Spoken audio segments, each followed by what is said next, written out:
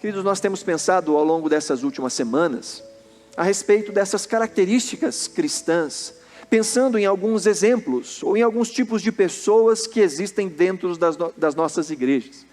João está escrevendo ao seu discípulo Gaio, falando a respeito de um outro cristão chamado Diótrefes, um mau cristão, e falando a respeito de um bom cristão, um homem chamado Demétrio, mostrando que dentro de uma mesma igreja ou dentro de uma mesma comunidade de fé, podem existir pessoas que falam de Deus, mas que vivem a sua espiritualidade de uma maneira completamente distinta.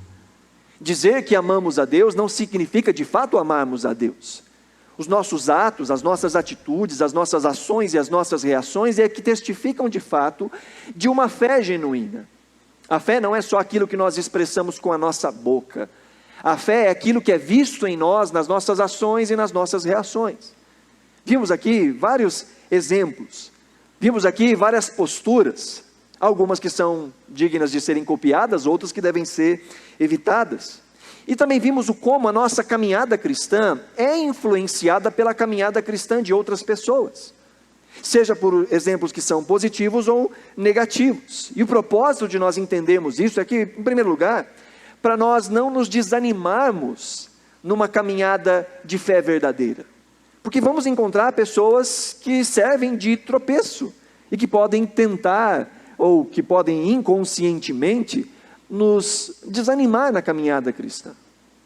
Mas precisamos estar atentos do quanto há um poder de influência da caminhada de outros na nossa vida. Não podemos andar cegos em relação a isso. A forma como outros vivem a sua fé vai impactar a nossa vida. Da mesma forma como nós vivemos a nossa fé impacta a vida de outras pessoas. E é importante isso para nós reconhecermos os maus exemplos e nos distanciarmos deles, assim como reconhecermos os bons exemplos e copiarmos. E acima de tudo, para sermos bons exemplos. O coração dessa carta está aí no versículo 11, em que João diz: amado, não imite o que é mal, mas sim o que é bom. Aquele que faz o bem é de Deus, e aquele que faz o mal não viu a Deus. E esse versículo está exatamente no meio, exatamente no centro, de um exemplo mau e de um exemplo bom. Nos versos 9 e 10 ele fala a respeito de Diótrefes, e no verso 12 ele fala a respeito de Demétrio, como quem diz: olha, não copie Diótrefes, porque embora ele se diga um cristão, embora ele esteja à frente de uma congregação, ele não viu a Deus. Siga o exemplo de Demétrio, porque ele testifica da verdade, e ele é um exemplo a ser seguido, alguém que pertence a Deus. Essa é a moral, ou esse é o intuito de João ao escrever para esse discípulo chamado Gaio. E veja, o quanto as nossas ações refletem a nossa intimidade com Deus. João diz: aquele que faz o bem, esse é de Deus, esse pertence a Deus. Seus atos mostram que ele está aliançado com Deus. Mas aquele que faz o mal, ainda no verso 11 ele diz: esse não viu a Deus. Embora possa ter uma espiritualidade ou uma religiosidade, se esse não distingue o seu caminho do caminho mau, esse nunca viu a Deus. Então falamos aí desses diferentes tipos de cristão na igreja. Falamos desses três personagens que aqui aparecem: Gaio, Diótrefes e Demétrio. Em Gaio nós vimos uma espiritualidade saudável, alguém que João disse: olha, se o resto da sua vida for tão bem quanto vai a sua alma, você está feito, Gaio. Você é alguém que cuida da sua espiritualidade, e a sua espiritualidade vai bem, que todo o resto seja baseado nesse padrão que é a sua vida. Gaio, que também tinha um testemunho público que era reconhecido, em que João diz: olha, todo mundo fala bem de você, Gaio, todo mundo sabe da fé que você tem. Inclusive, não tem alegria maior para mim, diz João, do que ver que os meus filhos estão caminhando na verdade. Você caminha na verdade, Gaio. Gaio era alguém que contribuía para a expansão do evangelho. Embora não fosse um grande pregador, ou embora não estivesse à frente de nenhum cargo de visibilidade, por assim dizer, era alguém que recolhia, que hospedava na sua casa missionários, que contribuía na obra missionária, que os enviava com mantimentos, cuidava deles. Gaio é esse cristão excepcionalmente comum. Gaio deve ser o padrão pelo qual a igreja deve começar. Todo cristão comum deveria ser mais ou menos parecido com Gaio. E o que nós aprendemos com Gaio? Primeiro, que a nossa vida espiritual e o caminhar, na verdade, o quanto isso orgulha as pessoas que nos apontaram o caminho. Quanto os nossos líderes, quantas pessoas que investiram na nossa vida espiritual se alegram ao ver a nossa caminhada como sendo uma caminhada frutífera. Além de entendermos que nós podemos cooperar com o Evangelho de inúmeras formas. Não só pregando o Evangelho, não só anunciando a Cristo, mas também auxiliando o ministério de outras pessoas. Gaio é esse cristão que nos ensina essa lição central aí. Que mesmo cristãos saudáveis também precisam estar atentos aos exemplos que são ao seu redor. Seja para rechaçar os exemplos maus, seja para copiar aqueles exemplos que são bons. A vida de fé dos outros, boa ou ruim, ela vai impactar necessariamente nas nossas vidas. Depois nós vimos na semana anterior, na semana passada, 2 exemplos, o exemplo mau e o exemplo bom. Primeiro começando por Diótrefes, um nome muito bonito, né? Um nome que deveria estar na moda de novo. Diótrefes, que é enganado e engana. Ele é enganado porque ele acha que ele é crente, mas João diz, aquele que faz o mal nunca viu Deus. Ele acha que ele é alguma coisa dentro da igreja do Senhor, mas ele só é arrogante, orgulhoso. Diz João, olha, Diótrefes, que quer ser o maior de todos os irmãos, ele não nos recebe a palavra que nós estamos enviando e nem passa essa palavra para frente. É alguém que não recebe e não transmite a palavra, que não é aprendiz e que não ensina, que não retém aquilo que o Senhor nos orienta através da vida de outras pessoas e através das Escrituras, e que também não passa isso para frente. Diótrefes era esse que falava mal dos irmãos, que falava mal da liderança, e pior, era alguém que não fazia e atrapalhava quem queria fazer, não recebia os irmãos, proibia os irmãos da igreja que recebessem esses missionários, e ainda expulsava da igreja se contrariassem as suas ordens. Diótrefes é esse, que nos mostra que é possível dizermos que nós somos crentes sem nunca termos visto Deus. É possível termos uma vida religiosa domingo após domingo e nunca termos visto Deus. Na verdade, Jesus vai dizer que esse será o caminho de muitas pessoas, que muitos são os que andam por esse caminho largo, espaçoso, que conduz à morte, e que naquele dia ele vai dizer, nunca vos conheci. Há um grupo de pessoas que dizia, mas fizemos tantas coisas religiosas, porque não basta expressarmos uma religião, é necessário termos um coração transformado, que gera atitudes transformadas. Em Diótrefes nós aprendemos que é possível estar enganado a respeito da salvação, e que também é possível sermos pedra de tropeço na vida de outras pessoas, de atrapalharmos a caminhada de outras pessoas, com um mau exemplo, ou com a falta de encorajamento, ou com uma atitude de desencorajar. São coisas diferentes, né? Eu posso desencorajar, ou eu posso simplesmente me abster e não encorajar. As duas coisas são danosas, uma de maneira ativa, outra de maneira passiva. E depois nós vimos o Demétrio, esse sim, com bom testemunho público. João diz, olha, você sabe que todo mundo percebe que Demétrio, ele anda na verdade. João diz, a própria verdade, a própria palavra, ele caminha na verdade, a própria palavra fala bem dele. E não só isso, mas nós, enquanto liderança, reconhecemos aí o trabalho de Demétrio. Tem o apreço e o respaldo de todos os líderes. Demétrio é essa presença encorajadora. E João diz, fica de olho em Demétrio. Gaio, olha para Demétrio. Enquanto o Diótrefes está fazendo com que você desanime na fé, olha para Demétrio, copia o exemplo de Demétrio. Como eu gostaria de ser chamado de Demétrio. Como eu gostaria que a minha caminhada de fé fosse inspiradora para outras pessoas. Que alguém dissesse, eu queria ter tanta fé como fulano, tanta fé como Jean. Eu queria ser alguém tão responsável. Como eu gostaria de que isso acontecesse. E como deve ser o nosso intuito, o nosso desejo e a nossa luta. Que a nossa vida cristã, ela não seja só a bênção para nós, mas que ela seja a bênção para o reino. A nossa caminhada de fé, ela é ponto de referência para muitas pessoas. E a lição que nós aprendemos central aqui na vida de Demétrio, é que da mesma forma que nós vemos o testemunho dos outros, os outros também veem o nosso testemunho.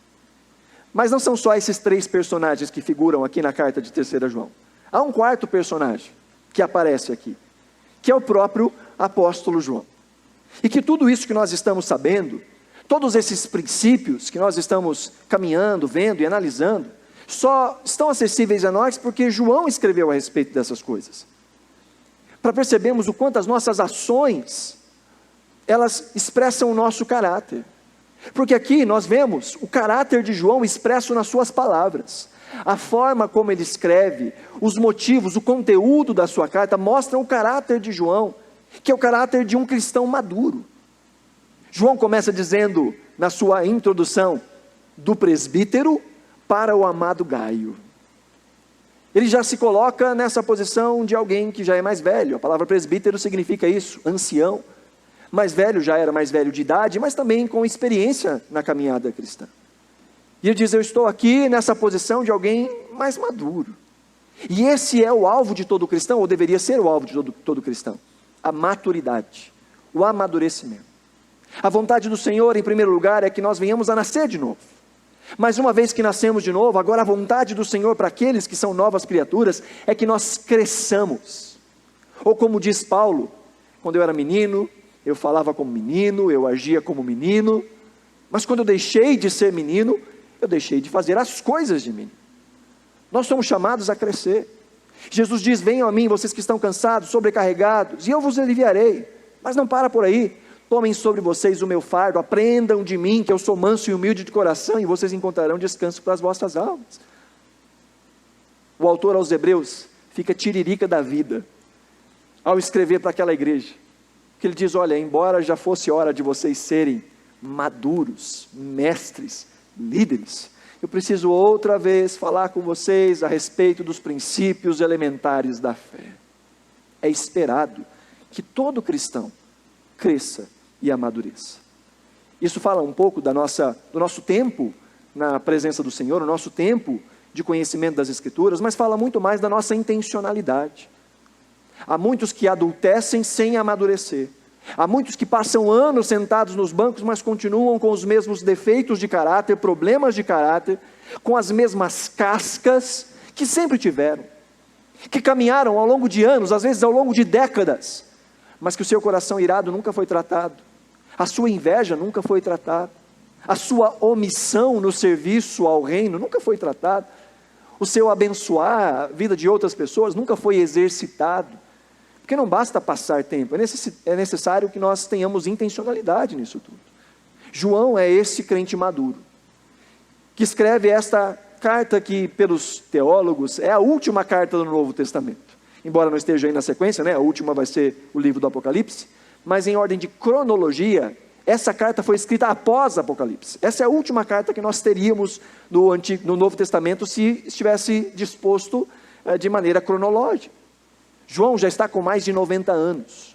João já experimentou uma caminhada com Jesus, de vê-lo face a face. João já enfrentou tentativas de morte inúmeras. Conta a história da igreja, que João foi fervido em óleo quente, e por um milagre sobreviveu. João, que cuidava a essa época, já muito debilitado, cansado, mas cuidava da igreja de Éfeso, enviava cartas a outras igrejas, era o referencial para todos os cristãos que existiam naquela época, porque os demais apóstolos já haviam morrido. João é esse crente maduro. E nós vamos ver aqui um pouquinho da postura de João, nos seus escritos, de como deve ser, ou onde deve estar o nosso alvo. O que nós deveríamos desejar ser, se queremos ser cristãos maduros? Porque em primeiro lugar, o cristão maduro é esse que gera filhos, é esse que passa para frente a fé que recebeu. João diz aí no versículo 4, eu não tenho alegria maior do que ouvir que os meus filhos estão andando na verdade. Todos somos chamados a gerarmos filhos na fé. Esse é o chamado de todo cristão. Essa é a grande comissão. É assim que Jesus termina o Evangelho de Mateus, é assim que Jesus termina o Evangelho de Marcos. Jesus diz aos seus discípulos em Atos capítulo 1, olha, fiquem em Jerusalém, até que do alto vocês recebam o Espírito Santo de Deus. Mas para quê? Para que, Jesus, a gente vai receber o Espírito Santo? Para estribuchar? Para arrepiar? Para mudar a forma de nós falarmos quando nós falamos a respeito de Deus? Jesus diz, olha, fiquem em Jerusalém até que vocês sejam cheios do Espírito Santo, e então vocês serão as minhas testemunhas, em Jerusalém, em toda a Judéia, Samaria, e até os confins da terra. Jesus diz: recebam a plenitude do Espírito com o propósito de fazerem discípulos, de serem testemunhas. Este é o chamado cristão. A vida cristã não está centrada naquilo que Deus nos dá de maneira material nesta terra. A vida cristã está centrada num propósito de refletir o reino de Deus onde quer que o Senhor nos leve, e de ampliarmos, de manifestarmos esse evangelho a outras pessoas. João fez discípulos, João fundou igrejas, João apacentou irmãos na fé, e todos nós somos chamados a isso, a gerarmos filhos na fé, a pregarmos o evangelho, a sermos compartilhadores dessa fé que de graça nós recebemos, e de graça precisamos compartilhar. Esse é o ciclo da vida do cristão: novo nascimento, amadurecimento e discipulado, em que o amadurecimento e o discipulado caminham de maneira paralela. Vamos crescendo e vamos fazendo discípulos. Eu não tenho que esperar estar maduro para fazer discípulos. Eu tenho que ir amadurecendo, e esse processo de maturação envolve fazer discípulos. Pessoas que vão ver a fé em mim, que vão ouvir a fé que eu tenho a transmitir, o evangelho de Cristo Jesus. E nós nos lembrarmos que omissão também é pecado. Tiago vai dizer que aquele que sabe fazer o bem e não faz, esse também comete pecado. E este também é um mandamento de Jesus: ir e fazer discípulos. Podemos fazer discípulos usando os dons e os talentos que o Senhor distribuiu a cada um de nós. Essa não é a tarefa apenas de pastores, de líderes de pequeno grupo, de diáconos, ou de pessoas revestidas de algum tipo de título na igreja. Essa é a tarefa de todo cristão. Essa é a tarefa de todo aquele que nasceu de novo: compartilhar da sua fé e ajudar a outros no crescimento. Paulo vai falar isso, sobre passar a tocha às próximas gerações, escrevendo ao seu discípulo Timóteo, na sua segunda carta, a última carta também de Paulo. Depois dessa carta que ele escreve a Timóteo, Paulo é martirizado, Paulo também é morto, mas antes disso ele escreve ao seu discípulo para apacentar o coração do seu discípulo, e ele diz a Timóteo: as palavras que me ouviu dizer na presença de muitas testemunhas, Timóteo, confia-as a homens fiéis que sejam capazes de ensiná-las a outros. Timóteo, você aprendeu, agora passa para frente para a gente que vai passar para frente. Essa é a caminhada cristã. Só recebemos o evangelho porque pessoas receberam o evangelho antes de nós e transmitiram esse evangelho a nós. E é nosso dever cristão continuarmos esse legado, continuarmos na essência do que é ser igreja. João fala isso, ensina isso na prática. Paulo ensina isso ao seu discípulo Timóteo. Transmitir a quem? A gente que vai transmitir. Esse é o nosso esforço. Então o cristão maduro é esse que gera filhos, mas também o cristão maduro é esse que faz, que age e que encoraja outros a fazer. João era ativo ainda na sua velhice, já debilitado, continuava ativo. Ele está escrevendo uma carta para pastorear o coração de um discípulo, para instruir a igreja, e ele diz: olha, Gaio, eu vou aí, e eu vou confrontar Diótrefes. João já debilitado, a história da igreja vai nos dizer que no fim da sua vida, João era carregado de maca até a igreja, para pregar o evangelho aos irmãos. Debilitado, ele pregava deitado. João deu frutos até o último dia da sua vida, o que tira de nós todas as desculpas, de dizer: eu sou jovem demais para pregar o evangelho, ou o meu tempo já passou. Deixa para os jovens. Eu já ouvi muito disso. Não, eu já preguei muito na minha vida, agora deixa para a nova geração, deixa para os jovens. Não, não tem isso. Enquanto estivermos respirando, enquanto cristãos, somos chamados a compartilharmos do evangelho. João diz no versículo 5: amado, você é fiel no que está fazendo pelos irmãos. João está encorajando Gaio.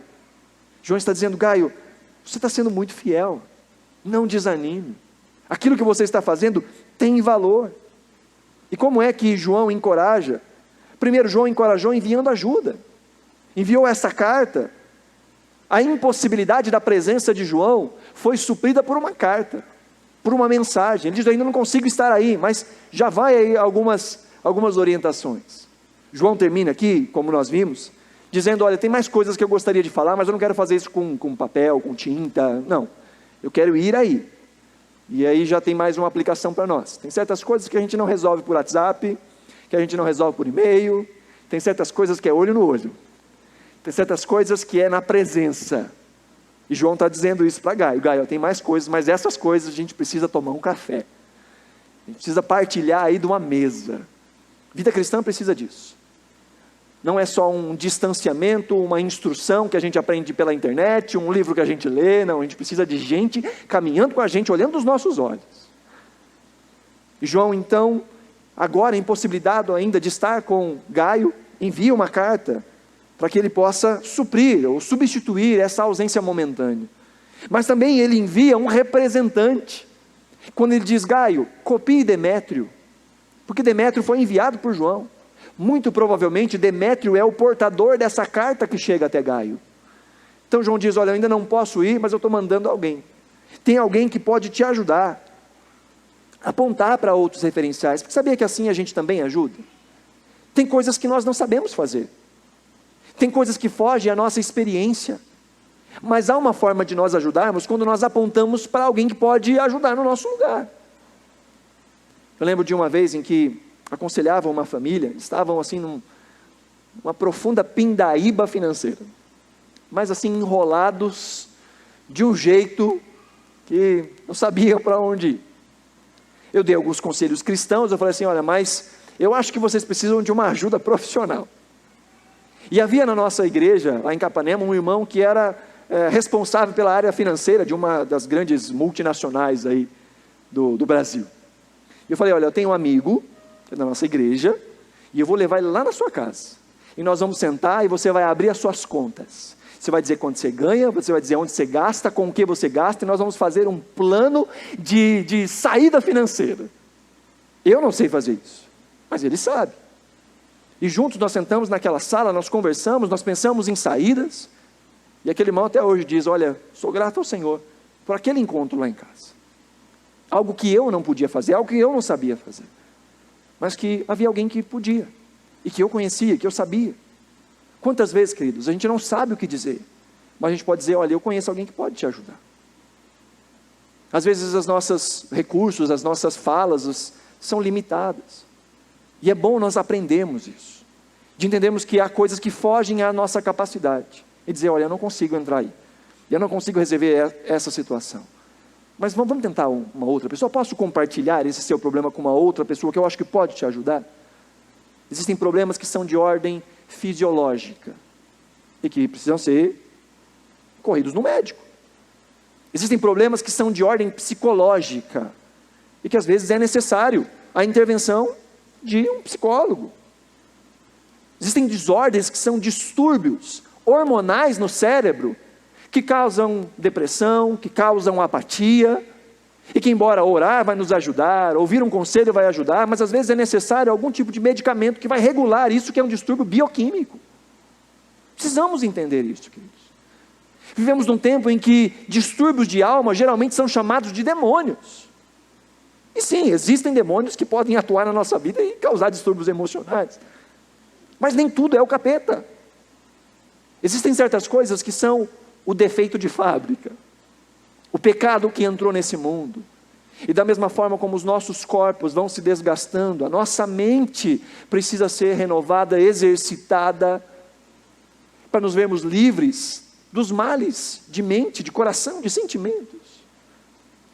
E muitas vezes damos conselhos que fogem completamente à nossa área, e que muito melhor seria dizer, olha, eu sou ignorante nisso que você está precisando, mas eu não vou te deixar sozinho.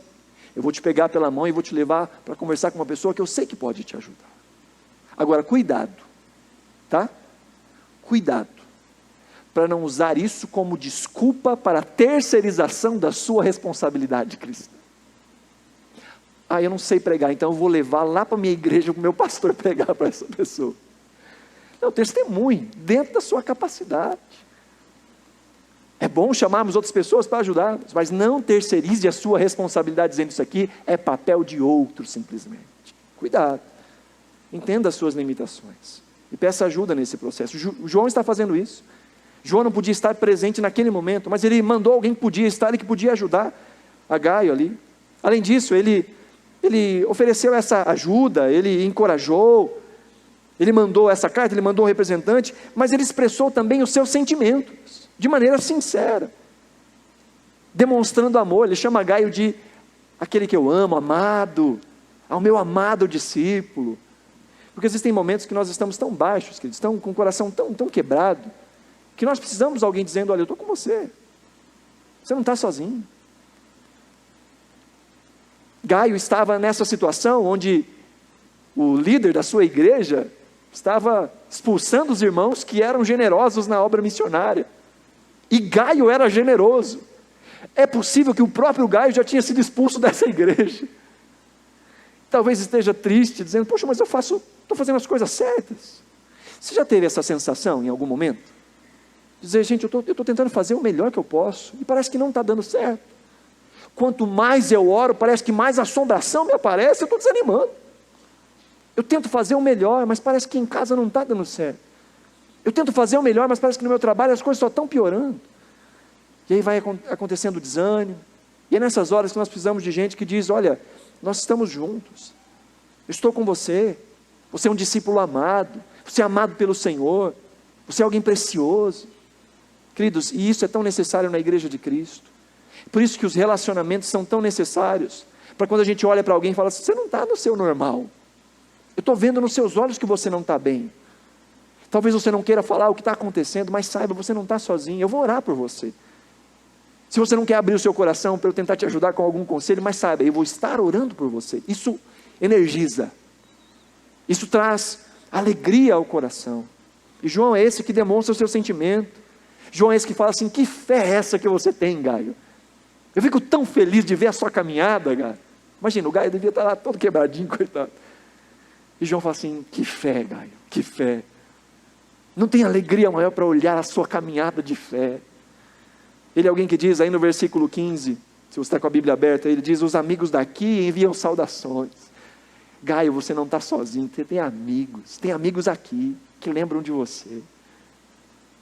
Abençoe também e saúde os amigos que estão aí. Você não está sozinho, Gaio. Como é necessário, queridos. Como é necessário isso.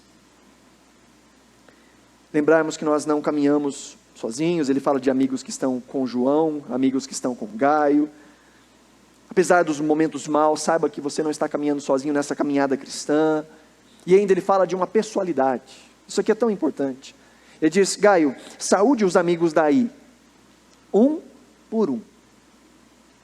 Porque de nada adianta nós dizermos, eu faço parte de uma comunidade de fé. Isso tem o seu valor. Mas eu preciso pertencer às pessoas. Eu preciso ter amigos espirituais. Existe o benefício deste ajuntamento. Mas esse ajuntamento é de 1h30, num dia da semana. Eu preciso de amigos espirituais. Pessoas com quem eu possa conversar, ligar, receber ligações. Por isso que nós vamos ativar novamente os nossos pequenos grupos, para reacendermos a comunhão, para trabalharmos a comunhão, porque nós precisamos disso, de gente, amigos, um a um, olhar nos olhos intencionalmente um a um, saber o nome das pessoas que estão ao nosso redor, olharmos ao redor e dizer, eu não estou vendo fulano, onde é que fulano está? E aí acaba o culto, você dá uma ligadinha, senti sua falta na igreja hoje, está tudo bem? Você está precisando de alguma coisa? Eu vou estar orando por você durante a semana. Talvez alguém que compartilha um motivo de oração, e que nós oramos aqui como comunidade, e durante a semana eu ligo e digo, e aí, aquela situação como é que está? Tem mais algo que eu possa fazer? João é esse que diz, Gaio, você não está sozinho, você tem amigos. E saúde estes amigos um por um, converse com eles um a um. O cristão maduro é esse que faz e que encoraja, também através do elogio. Falamos um pouco sobre isso no nosso último encontro. João diz, Gaio, você é um cara espiritual, eu quero que a sua vida vá tão bem quanto a sua vida espiritual está indo. Gaio, você é alguém que é verdadeiro na sua fé, eu fico muito alegre com isso. Gaio, você é alguém, no versículo 5, ele diz que é fiel no que está fazendo, na sua generosidade. João diz, olha, Demétrio é confiável, Demétrio é um homem da verdade. João não poupa elogios. E aí volta aquela pergunta: você sabe elogiar as pessoas? Você sabe apreciar aquilo que as pessoas fazem, às vezes sem elas perceberem que estão abençoando você? Você consegue pensar quantas pessoas ao longo da sua caminhada contribuíram para o seu crescimento espiritual? Você é grato ao Senhor por essas pessoas? Aquela pessoa que falou do Evangelho para você pela primeira vez? Ou aquela pessoa que em algum momento de crise sentou com você, orou com você, compartilhou algum conselho com você? Pessoas que ao longo da nossa caminhada vão nos estruturando na vida da fé. Disse que a primeira impressão é a que fica, né? Na verdade, na vida de muita gente é a última impressão que fica. Porque muitos são aqueles que são cuidados, são amados, mas basta uma decepção para esquecer todo o bem que alguém nos fez e dizer que aquela pessoa não presta. A última impressão é a que fica. Quantas vezes podemos ser ingratos com o dom de Deus na vida de outras pessoas que nos abençoam? João é esse que sabe elogiar, que usa suas palavras para abençoar. Afinal, é para isso que serve a igreja também. Hebreus capítulo 10, os versos 23 em diante, o autor aos Hebreus diz: apeguemo-nos com firmeza à esperança que nós professamos, pois aquele que prometeu é fiel. Olha o verso 24. E consideremos uns aos outros, a fim de incentivarmos ao amor e às boas obras. E no verso 25, o versículo que todo pastor adora, ele diz: não deixemos de nos reunir como igreja, não deixemos de congregar, segundo o costume de alguns, mas procuremos encorajar-nos uns aos outros, ainda mais quando vocês veem que se aproxima o dia.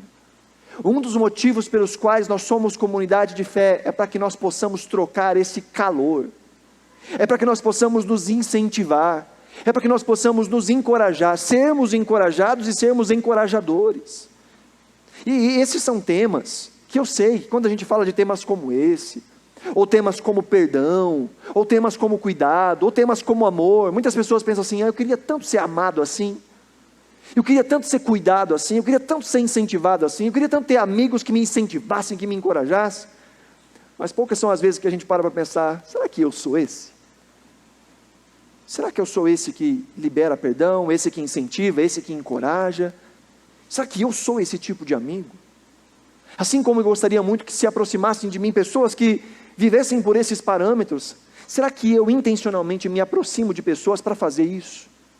Para ser uma injeção de ânimo na vida dessas pessoas? O autor aos Hebreus diz: olha, a igreja é para isso. Não deixe de congregar, não se afaste da comunidade da fé, porque é em meio à comunhão dos santos, é em meio ao corpo de Cristo que nós somos encorajados, quanto mais nós percebemos que o dia está se aproximando.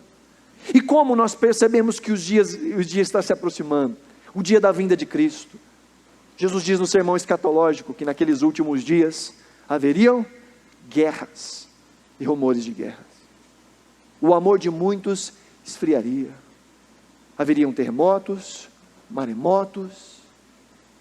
Eu não sei se você está percebendo, mas os dias estão ficando cada vez mais esquisitos. O dia está se aproximando. E o que a gente faz quando a gente percebe que o dia está se aproximando?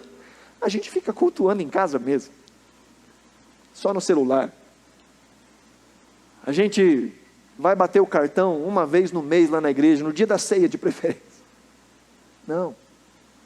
Quanto mais se aproxima o dia, mais nós nos encorajamos, mais nós procuramos gente, mais nós procuramos irmãos, mais nós compartilhamos da vida e recebemos vida. João é esse que faz e que encoraja. João é esse que ensina a encorajar. João é esse que envia ações práticas, que envia conselhos, que envia companheiro, que diz: eu vou confrontar Diótrefes assim que eu chegar aí.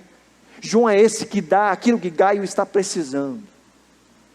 Assim como nós precisamos aprender a fazer tudo o que for possível para as pessoas que estão ao nosso redor e que necessitam de algum tipo de ajuda.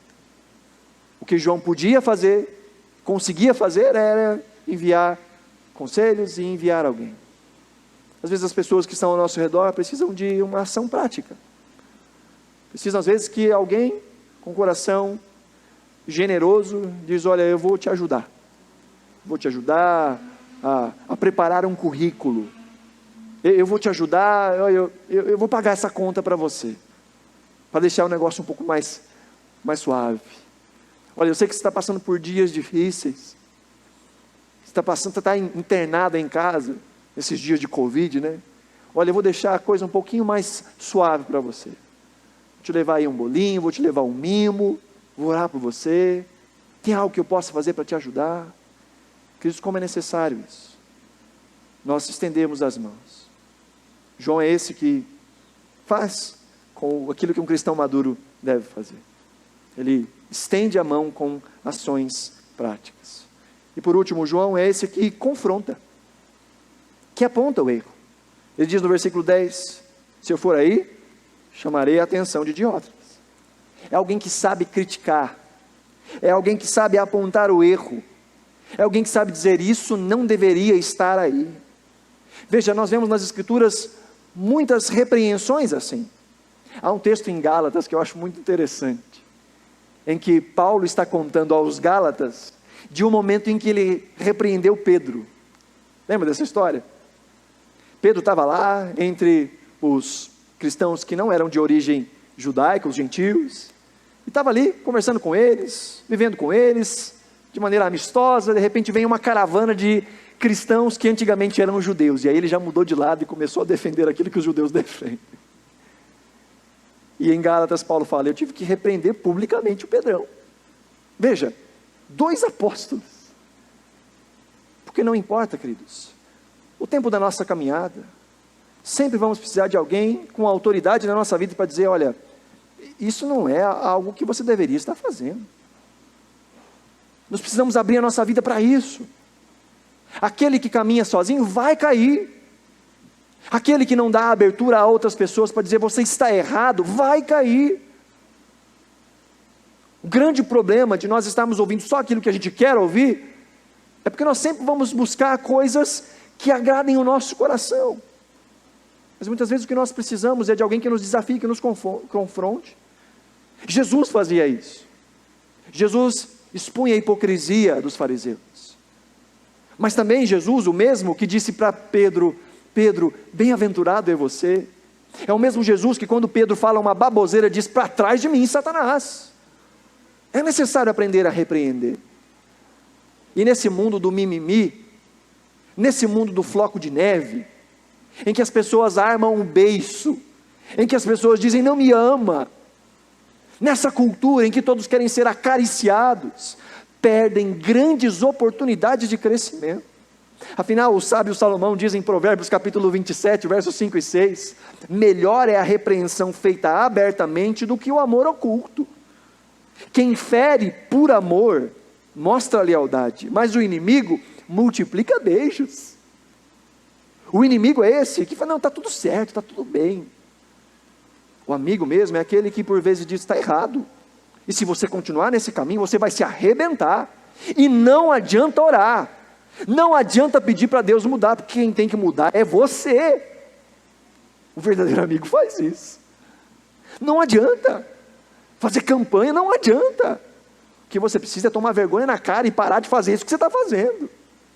Bons amigos espirituais fazem isso. Gente madura espiritualmente faz isso. Esse é o caminho que nós precisamos aprender a trilhar, queridos. Porque no final das contas, João é esse crente maduro, porque ele aprendeu do mais maduro de todos os crentes. Porque o verdadeiro crente, o verdadeiro amadurecido, é aquele que imita a Cristo. E Cristo foi esse que fez discípulos, e que disse: vão e façam discípulos. Cristo foi esse que amou, e amou com sinceridade os seus discípulos. Foi esse que disse: olha, não chamo vocês mais de servos, mas chamo vocês de amigos. Foi Cristo quem disse: permaneçam no meu amor. Foi Cristo que amou de tal maneira que se entregou, e que continua nos amando de tal maneira que se dá a nós, através da sua palavra, através do seu Espírito, através do seu povo. Cristo demonstrou sentimentos sinceros. Cristo elogiou e elogiará. Cristo disse certa vez a uma mulher cananeia, diz, olha, grande é a tua fé. Ela chega, ela tinha dificuldades, uma das filhas dela estava atormentada por um espírito maligno. Jesus aproveita aquilo inclusive para ensinar os discípulos. Ela chega e diz, Senhor, tem misericórdia de mim. E Jesus diz, olha, eu vim para as ovelhas perdidas da casa de Israel. Você é uma cananeia. Será que é lícito? Olha Jesus provocando. Será que é lícito tirar da boca dos filhos para dar para os cachorrinhos? Jesus chamou a mulher de cachorra. Foi. Mas por quê? Calma que o texto não acabou. A mulher fala assim, mas Senhor, até os cachorrinhos comem das migalhas que caem da mesa do seu Senhor. E Jesus diz, grande é a tua fé. Por que Jesus fez isso? Porque Jesus estava rodeado de judeus. Seus discípulos eram judeus. E os discípulos e os judeus olhavam para os gentios, para os cananeus, e diziam, esses são cachorros. Aqueles que não são judeus são cachorros. E Jesus está mostrando para os seus discípulos, olha aí quem vocês chamam de cachorro, olha o tamanho da fé dessas pessoas. Jesus elogia publicamente a fé daquela mulher. Jesus é o mesmo que diz para Pedro, bem-aventurado Pedro, você foi dirigido pelo Espírito nisso que você falou. Jesus é esse que demonstra grande alegria e elogia para os seus discípulos, uma viúva, que só tinha 2 moedinhas para ofertar, e disse, olha, isso sim é que é uma oferta de qualidade, alguém que dá de coração, não aquele que dá grandes fortunas, mas aquele que dá primeiro o seu coração. Jesus é esse que elogiou, e é esse que elogiará, que vai dizer, vinde benditos de meu Pai, vocês foram fiéis no pouco, serão colocados sobre o mundo, entra na alegria do seu Senhor. Jesus elogiou, Jesus vai elogiar, Jesus agiu em socorro, Jesus se entregou, Jesus cuidou da sua igreja, Jesus cuida da sua igreja, Jesus continua a cuidar por meio da sua palavra, por meio do seu Espírito, por meio do seu povo, e Jesus também confrontou. Jesus disse para Pedro, para trás de mim, Satanás. Jesus confrontou os fariseus, Jesus confronta o nosso caráter. Se nós estamos com os ouvidos abertos para a palavra, somos confrontados no nosso caráter. Enfim, queridos, o cristão maduro é esse que busca copiar a Jesus. E para que a gente não tenha desculpa para dizer, bom, mas Jesus era Jesus, né? Não, mas temos um exemplo, temos João. Bom, mas João era apóstolo, né? Não, mas temos exemplo. Temos Gaio, temos Demétrio, temos Timóteo. Temos tantos e tantos exemplos registrados nas Escrituras. Temos tantos e tantos exemplos assentados nos bancos ao nosso redor. Pessoas que caminharam e que caminham conosco. E que nós nos apropriamos muito e somos enriquecidos quando aprendemos a valorizar aquilo que Deus faz através da caminhada de outras pessoas. Então, para que nós possamos aí refletir e praticar, em primeiro lugar, seja grato pelos abençoadores da sua vida. Seja grato. Aqueles que falaram, que demonstraram Cristo para você, que foram suporte, que foram alívio nos tempos difíceis, que te ensinaram. Seja grato. Talvez como um exercício durante essa semana, mande uma mensagem, dê um telefonema a pessoas que te ajudaram na sua caminhada de fé. Talvez seja isso que alguém está precisando nestes dias, para não abandonar aquilo que começou a fazer, para não desanimar diante das dificuldades da vida. Seja grato àqueles que têm abençoado a sua vida. Em segundo lugar, abençoe outros. Se você foi alvo de bênção, não deveria partilhar de bênção? E se você diz, mas eu nunca fui abençoado, não seria bom então abençoar? A Bíblia diz que aquilo que nós queremos que façam conosco, deveremos fazer a outros. Abençoe outras pessoas.